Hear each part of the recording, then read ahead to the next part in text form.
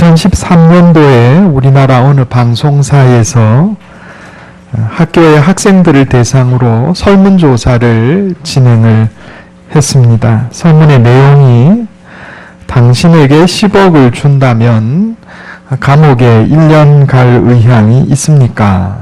여러분 아마 들어보셨을 거예요. 거기 초등학생의 16%가 10억 주면 내 감옥에 1년 간다 이렇게 대답했습니다. 중학생의 33%, 고등학생의 47%가 그렇게 대답을 했습니다. 나이가 들어갈수록 더 많은 숫자의 학생이 10억을 준다면 감옥에 1년 가겠다. 여러분 여기 감옥에 1년 간다는 것은 단순히 감옥 생활 한다는 얘기가 아니고 그 중간에 죄를 짓더라도 죄 짓고라는 말이 생략되어 있는 것을 우리가 알아야 됩니다. 그냥 감옥에 갈 수는 없어요. 그죠? 10억을 준다면 징역 1년 정도의 죄를 짓는 한이 있어도 내가 그 10억 받고 죄 짓고 1년 감옥 가겠다. 지금 이런 얘기거든요. 그런데 거기에 고등학생쯤 되면 거의 절반에 해당하는 학생이 죄 짓고 1년 감옥 가더라도 10억 주면 내 그렇게 하겠다. 이렇게 대답을 했다는 사실입니다.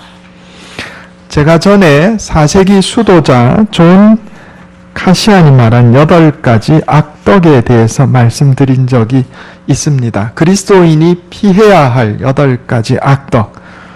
처음에는 탐욕, 음란, 탐식, 음란, 탐욕으로 시작해서 분노와 비애, 나태와 허용을 통과해서 교만으로 끝난다. 8가지 악덕 말씀드린 적이 있죠. 여기 탐식, 음란, 탐욕은 이건 욕심입니다. 욕심. 탐식은 음식에 대한 욕심이죠. 음란은 성에 대한 욕심입니다. 탐욕은 돈과 권력과 명예에 대한 욕심이라 제가 그래 말씀드렸습니다. 이것은 오늘날 세상 사람들에게 여전히 적용되는 것이다. 이렇게 말할 수가 있겠습니다. 한마디로 말하면 욕심이 행동의 동기요, 삶의 원동력이 되어서 산다. 이런 얘기입니다. 예. 탐식, 음란, 탐욕. 예. 이 욕심을 채우는 것이 행위의 동기다. 이런 얘기입니다. 욕심을 채우는 것을 삶의 동력으로 삼고 산다. 이런 얘기입니다. 10억이라는 돈. 예. 이 돈이 있으면 탐식, 음란, 탐욕, 이 욕심을 채울 수 있다 이 말이죠. 그러니까 이 욕심을 채우기 위해서라면 감옥에도 가겠다. 죄 짓고 감옥에라도 가겠다. 이런 얘기입니다. 행동의 동기, 삶의 원동력이 욕심입니다. 그리고 이 욕심은 분노와 비애, 나태와 허영이라는 죄악을 통과해서 교만이라는 열매를 맺는다. 이런 얘기입니다. 교만 혹은 열등감입니다. 열등감은요, 사실은 교만의 다른 얼굴입니다. 그래서 이 인생이 비참해요. 욕심으로 시작하는 인생은요, 비참합니다. 불행해요. 마음의 욕심을 일으켜서 그 욕심을 삶의 동력으로 삼지만 이것이 채워지지 않으면 분을 냅니다. 여러분, 삶을 살아가면서 자꾸 마음속에서 분노가 일어난다. 그러면 그 분노의 뿌리가 어디 있냐면요, 욕심에 있습니다. 욕심에서 시작돼서 분노가 나타나는 거예요. 혹시 내 마음 가운데 해결되지 않는 분노가 있다. 그러면 그 뿌리에 욕심이 있지 않은지 이거를 살펴봐야 됩니다. 또 허영, 그냥 다른 사람 앞에서 드러내고 싶고 또 다른 사람 앞에서 인정받고 싶고 누군가 나를 알아줘야 되고 이런 마음이 나를 지배하고 있다. 그러면 그 마음을 깊이 파고 들어가 보면 역시 그 시작에 욕심이 있다는 사실을 우리가 발견할 수 있습니다. 열등감에 막 시달린다. 또는 교만하다. 다른 사람 경멸하고 깔아보고 혹은 열등감에 시달리고, 이 같은 거라 그랬어요. 교만과 열등감은 동전의 앞뒷면과 같은 거예요.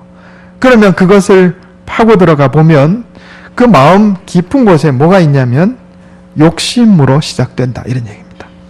욕심을 삶의 동력으로 삼고 욕심을 행동의 동기로 삼고 인생을 살면 분노하고 허영을 부리고 교만하고 열등감에 시달리는 불행한 인생을 산다, 이런 얘기예요.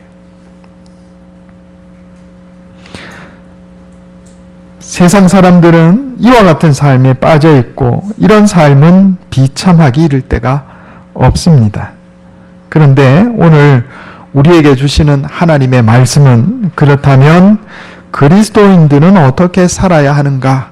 거기에 대한 해답이 오늘 본문 말씀에 들어있어요. 오늘 우리에게 주시는 하나님의 말씀은 사도 바울이 데살로니가 교회에 쓴 첫 번째 편지입니다.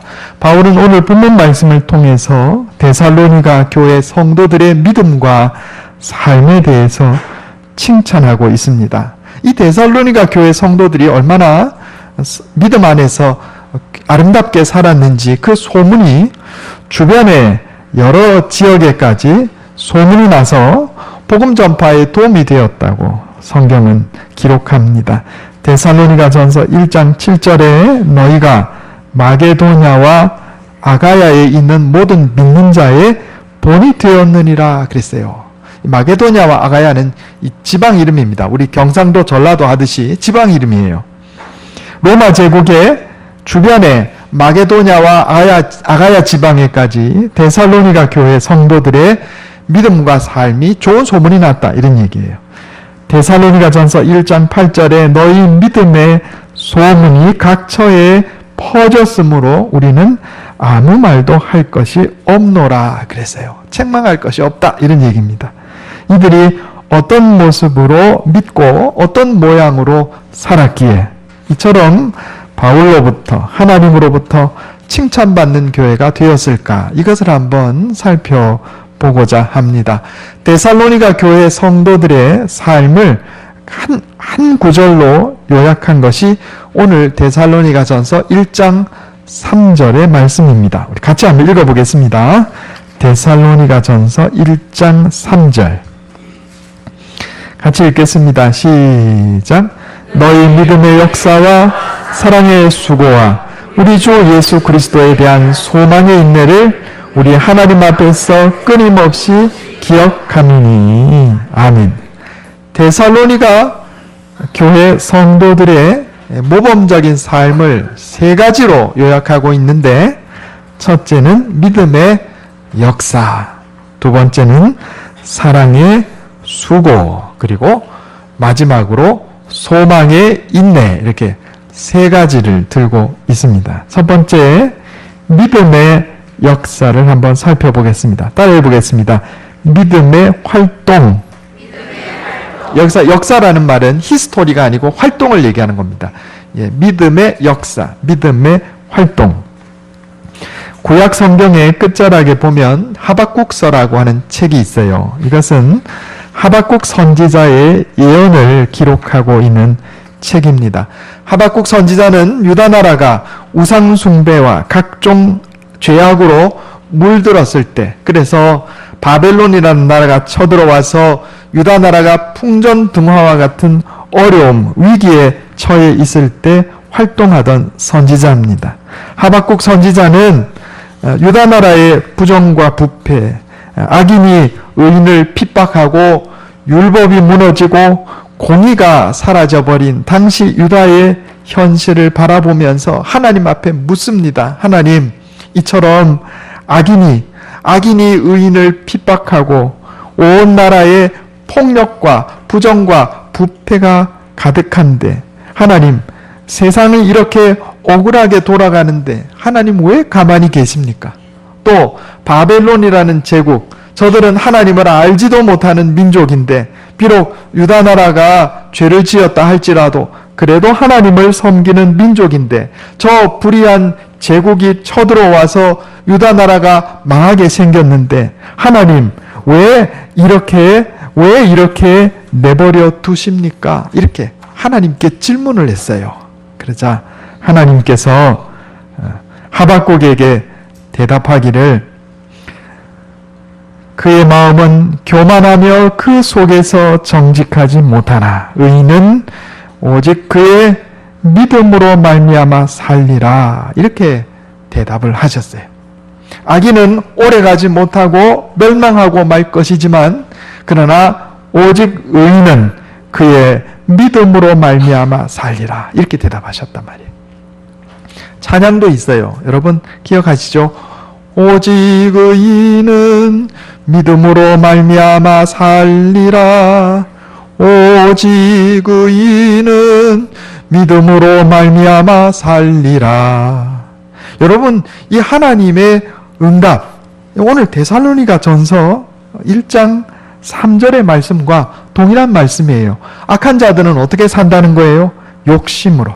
욕심을 행동의 동기로, 욕심을 삶의 원동력으로 시작해서 분노하고 비애하고 나태와 허영이라는 죄악을 통과해서 교만하게 되든지 열등감에 쩔어서 살든지, 그래서 결국 멸망하고 말지만, 그러나 의인은, 하나님을 믿는 신실한 하나님의 백성은 믿음을 삶의 원동력으로, 믿음을 행위의 동기로 해서 산다. 이렇게 말씀하신 거예요. 여러분 나 자신을 잘 돌아봐야 됩니다. 내 행위의 동기가 무엇인가?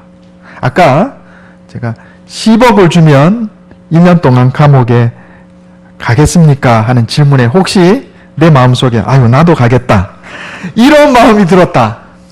이러면 곤란해요. 여러분 그럼 내 삶의 동기, 내 삶의 원동력이, 내 행위의 동기가 어딨냐 말이에요. 욕심이 있다.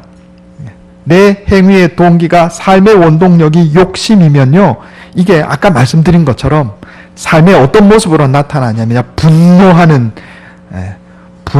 모습으로, 비애에 젖어서 슬픔에 잠긴 모습으로, 뭔가 좀 다른 사람보다 나은 게 있으면 펑 터뜨려서 막 뻐기고 허영이 가득한 모습으로, 게으르고 나태한 모습으로 나타나고 결국은 교만해지거나 열등감에 쩔어서 사는 아주 비참한 인생이 되고 만다, 이런 얘기예요.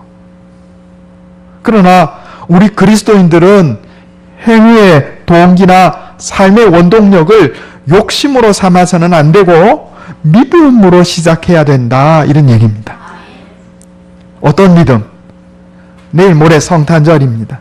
우리 주님 예수님께서 나를 사랑하셔서 이 땅에 오셔서 십자가에 죽으신 그 놀라운 은혜에 응답하는 삶을 살고자 하는 믿음, 내 욕심을 채우는 것이 아니라 하나님을 기쁘시게 하는 삶을 살고자 하는 믿음, 이 믿음이 내 행위의 동기가 되고 내 삶의 원동력이 될 때 내 삶이 건강하고 복된 삶이 되는 것입니다. 데살로니가 교회 성도들은 예수 그리스도를 믿고 주님께 돌아왔을 때 바로 이런 믿음의 삶을 시작했던 것입니다. 그래서 단순히 믿음이라 이렇게 끝내는 것이 아니고 믿음의 활동, 믿음의 역사, 이렇게 얘기한 거예요. 그들의 믿음은 행동의 동기를 바꾸기에 충분했습니다. 그들의 믿음은 삶의 원동력을 바꾸기에 충분했어요. 그래서 욕심을 일으키는 모든 우상을 내어버리고 하나님의 예수 그리스도의 십자가의 은혜에 응답하는 삶으로, 하나님을 기쁘시게 하는 삶을 살고자 하는 동기로 그들의 삶이 변화되었다 하는 겁니다. 줄탁동시라고 하는 사자성어가 있어요. 줄이라는 말은 병아리가 알 속에서 밖을 향해서 쪼는 걸 줄이라 그러고, 탁은 이 어미닭이 그 병아리가 쪼는 소리를 듣고 밖에서 안쪽을 향해서 쪼는 거를 탁이라 그래요. 줄탁, 병아리에 쪼는 행위와 어미닭이 밖에서 안으로 쪼는 행위가 동시에 이루어진다. 이게 줄탁 동시라 그럽니다. 여러분, 하나님의 십자가의 은혜, 그리고 우리가 거기에 믿음으로 응답해서 새로운 동기로 삶을 살아가는 것, 이거 마치 병아리가 알을 깨고 나오듯이 우리의 인생이 새로운 인생으로 변화되는 것임을 믿으시기 바랍니다. 여러분, 사단은 우리 성도들을 유혹해서 우리 삶의 동기가 믿음에 있는 것이 아니라 욕심에 있게 만들려고 애를 써요. 내 행위의 동기가 욕심에 있게 만들려고 애를 쓴단 말이에요. 그래서 우리 속에서 탐욕을 일으킵니다. 음식에 대한 탐욕, 이성에 대한 욕망, 부정한 욕망, 그리고 돈과 권력과 명예에 대한 불타는 욕망이 내 삶을 끌어가게 하고, 여러분, 이런 삶은 분노와 비애, 허영과 나태, 교만과 열등감이라는 아주 죄악들을 생산하는 거예요. 요즘 우리가 이 친환경 에너지에 대해서 관심을 많이 가지고 또 그렇게 바꾸려고 애를 쓰잖아요. 그래서 벌써 수소차, 전기차 이렇게 등장하는데, 그동안 우리가 사용하던 이 화석 연료라고 하는 것이, 그죠? 화석 연료라고 하는 것이 엔진에 힘을 내게 하는데 사용이 되는데, 문제는 뭐냐면 나쁜 것들을 생산하잖아요. 배기가스, 공해를 만들어낸다, 이런 얘기입니다. 마찬가지예요. 여러분, 우리 삶의 원동력을 욕심으로 삼고 살면, 내 행위의 동기를 욕심으로 삼고 살면 당장에 어떤 큰 힘을 낼 수 있을지 모르지만 그것은 내 인생을 오염시키고 결국은 멸망으로 끌고 가게 되는 것입니다. 믿음이 내 행위의 동기가 되고 믿음이 내 삶의 원동력이 될 때, 예수 십자가의 은혜에 대한 응답이 내 행위의 동기가 되고 하나님을 기쁘시게 하는 삶을 살고자 하는 동기가 내 삶의 원동력이 될 때 우리 인생이 건강한 인생이 되는 것을 믿으시기 바랍니다. 두 번째는 그리스도인의 사는 법. 두 번째, 사랑의 수고입니다. 따라해 보겠습니다. 사랑의 수고. 여기 사랑의 수고라고 하는 것은 사랑을 위해서 필요한 대가라는 뜻입니다. 이 수고는 대가라는 뜻이에요. 대가. 사랑에는 세 가지 종류가 있습니다. 첫째는 말로 걱정해 주는 사랑입니다. 말로만 사랑. 그것도 없는 것보다 낫죠. 두 번째는 움직여주는, 행동하는 사랑입니다. 누군가를 사랑하기 위해서 구체적으로 행동하는 거예요. 세 번째는 끝까지 돌보아주는 사랑이 있습니다. 마가복음 2장에 보면 중풍병자가 한 사람 등장하는데 친구들이 그 중풍병자를 메고 예수님께 와요. 그런데 보니까 예수님 주변에 너무 사람이 많아가지고 이 중풍병자를 예수님께 데려갈 수가 없습니다. 그러니까 중풍병자를 메고, 침상채 메고 지붕 위로 올라가서 지붕을 뜯어가지고 예수님께 달아내렸어요. 예수님께서 그 친구들의 믿음을 보시고 중풍병자를 고쳐주셨습니다. 이것을 보면 이 친구들의 사랑은 끝까지 돌보아주는 사랑이다, 이렇게 얘기할 수가 있겠습니다. 이 사랑의 수고를 뜻하는 거예요. 옛날 미국 뉴욕 법원의 즉결심판부에 라과디아라는 판사가 있었습니다. 한 노인이 빵을 훔쳐서 잡혀 들어왔는데 물었어요. 빵 하나를 훔치더라도 도둑질입니다. 왜 그렇게 하셨습니까? 그러자 노인이 대답하기를 이틀을 굶어서 내가 눈에 보이는 게 없었던 것 같습니다. 그러자 이 라과디아 판사가 $10 벌금형을 언도하고는 자기의 모자를 벗어서 거기에 $10를 넣고 말했습니다. 저도 똑같은 죄인인데 너무 좋은 음식만 먹고 살았습니다. 그리고 노인의 벌금을 자기가 대신 내준 거예요. 그리고 그 모자를 방청석에 돌렸는데 $47를 모금해서 그 노인에게 전했습니다. 이 소문이 퍼져나가서 그는 훗날 뉴욕 시민들의 강력한 지지로 뉴욕 시장이 되었고, 그가 죽은 후에 신공항을 건설했는데 그 공항의 이름을 라과디아 공항이라고 이름 지었다고 그럽니다. 여러분, 사랑에는 수고가 동반되는 겁니다. 그리스도인들이 어떻게 살아야 하는가? 그리스도인들이 사는 법, 그 사랑에 수고를 하면서 사는 것이다, 이런 얘기예요. 믿음으로 시작되는, 믿음의 활동으로 시작된 삶은 사랑의 수고를 통과하게 돼 있어요.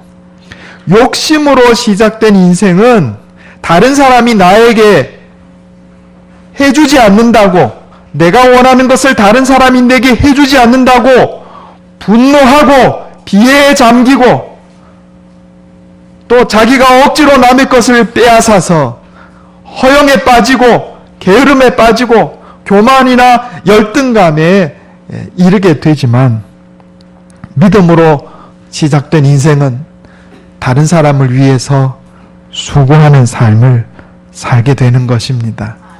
여러분, 우리 그리스도인들은 다른 사람을 위해서 사랑으로 수고하는 인생을 살아야 하겠습니다.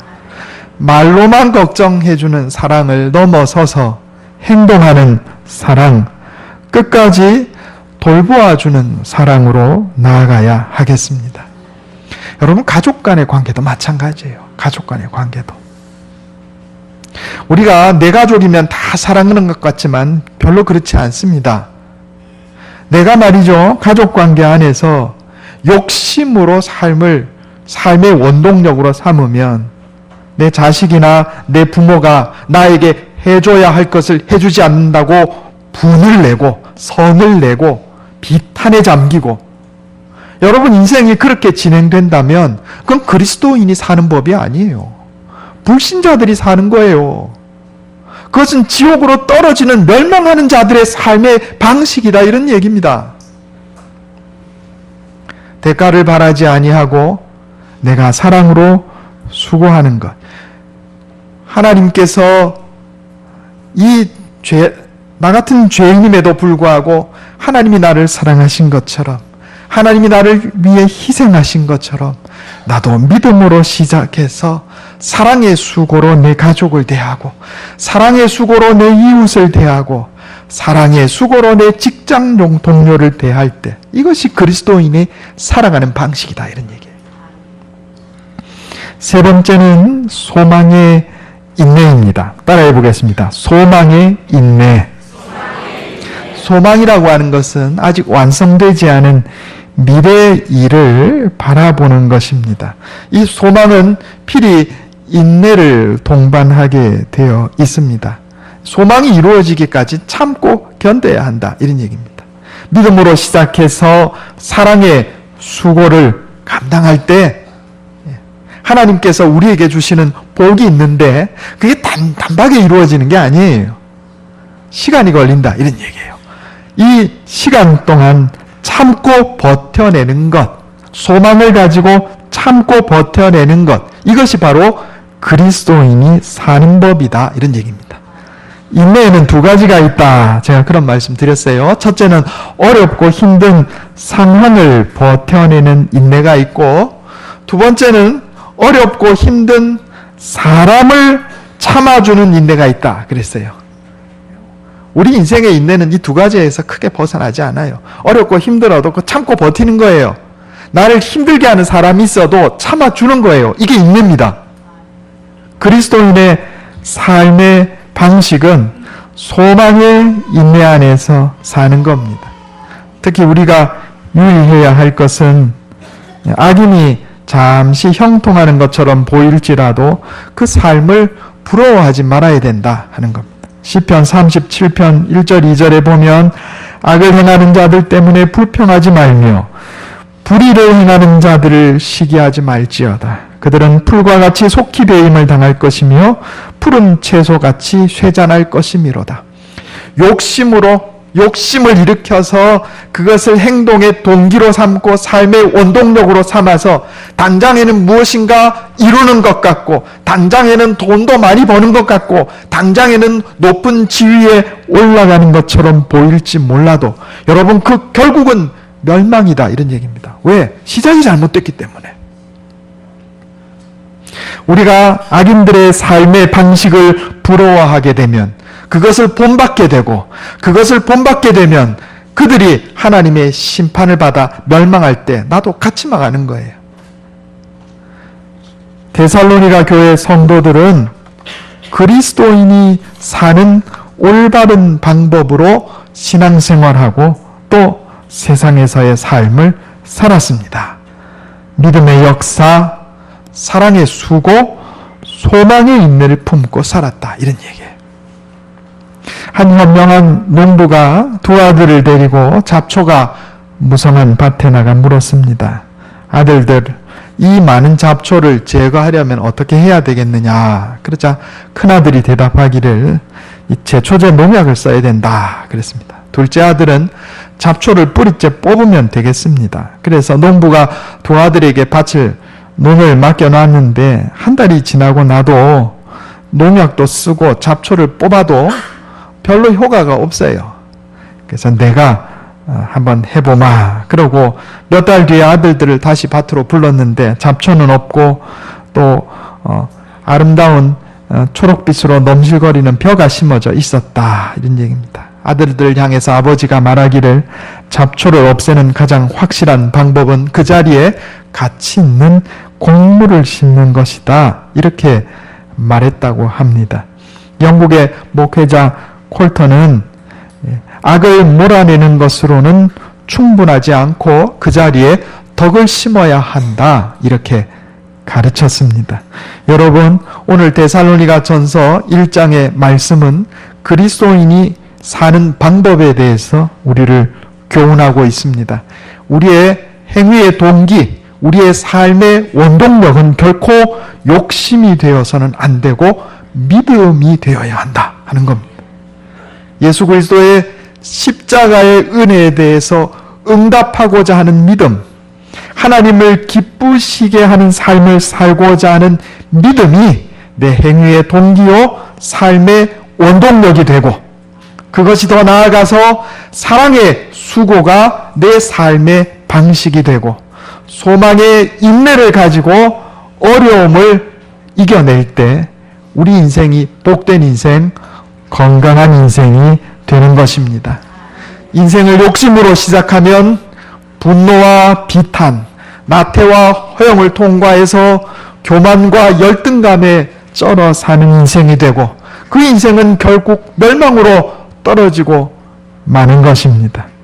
여러분, 내 삶의 믿음의 활동과 사랑의 수고와 소망의 인내를 채웁시다. 우리 주님 예수 그리스도의 십자가의 은혜와 하나님의 사랑에 응답하는 믿음으로 시작해서 사랑과 소망으로 삶의 열매를 맺읍시다. 그래서 하나님께서 내게 주시는 풍성한 복과 선한 인도하심과 마지막 날 심판날에 상급을 받아 누리는 저와 여러분 다 되시기를 예수님의 이름으로 축원합니다. 기도하겠습니다. 하나님, 그리스도인이 사는 법에 대해서 우리를 깨우쳐 주시니 감사합니다. 세상 사람들은 욕심으로 시작하여 욕심을 행위의 동기로 삶의 원동력으로 삼아 온갖 자기의 인생을 분노와 비탄, 허영과 나태로, 교만과 열등감으로 채움으로 이루 말할 수 없이 비참한 인생을 사는 것을 깨닫게 해주시니 감사합니다. 우리는 그런 어리석음에서 벗어나 믿음으로 시작하여 사랑으로 수고하고 소망으로 인내하여 복된 열매 맺는 아름다운 인생 살게 하여 주시옵소서. 이것이 내 힘과 능력으로 되지 않음을 고백합니다. 날마다 말씀으로 우리를 깨우쳐 주시고 성령으로 인도하여 주시옵소서. 우리 주 예수님의 이름으로 간절히 기도하옵나이다.